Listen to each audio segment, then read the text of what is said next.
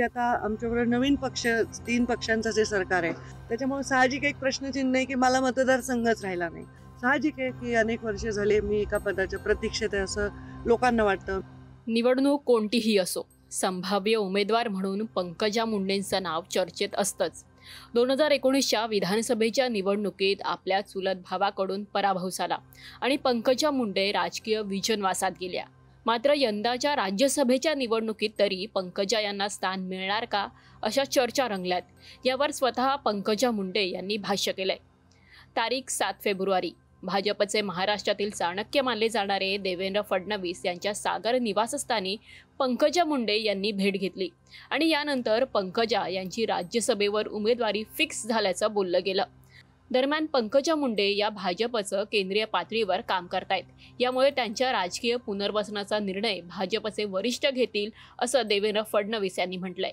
मात्र पंकजा मुंडे त्यांच्या उमेदवारी संदर्भात काय म्हणाल्या पहा. माझ्या कोणती निवडणूक गेल्या 5 वर्षात आली अशी, की ज्याच्यात माझं नाव नव्हतं सांगा बरं? कोणती विधान परिषद आली, राज्यसभा आली, त्या कुठल्याही निवडणुकीमध्ये माझं नाव नेहमी चर्चेला येतं. त्याच्यामुळे मला ह्याच्यात काही नाविन्य वाटलं नाही.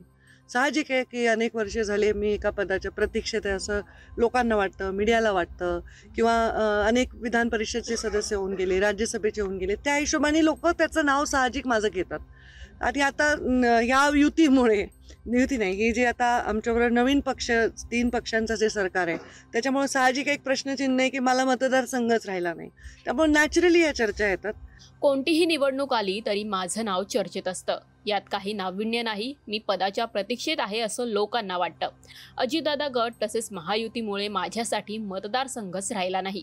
मला कुठे जायला आवडेल या निर्णयाला आता विलंब झालाय. लोक उमेदीने माझ्याकडे पाहत आहेत. पंकजा मुंडे यांचं होम ग्राउंड आहे बीड जिल्हा. एकीकडे लोकसभेसाठी पंकजा मुंडे यांच्या भगिनी प्रीतम मुंडे या बीडच्या खासदार आहे, तर दुसरीकडे धनंजय मुंडे हे परळी बीडचे आमदार आहेत. अजितदादा गट महायुतीत सामील झाल्याने मतदारसंघावरून कुरघोडी निर्माण होण्याची शक्यता वर्तवली जाते. अशातच पंकजा मुंडेंसाठी राज्यसभेत पुनर्वसनाचा पर्याय देखील आजमावला जाऊ शकतो. महाराष्ट्रात राज्यसभेच्या 6 जागा आहेत. यासाठी 27 फेब्रुवारीला निवडणुका होणार आहेत.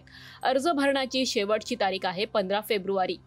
या 6 जागांपैकी एका जागेवर तरी पंकजा मुंडे यांची वर्णी लागणार का, की या चर्चा अशा सुरू राहणार, पाहणं महत्त्वाचं असेल. ब्युरो रिपोर्ट, माय महानगर, मुंबई.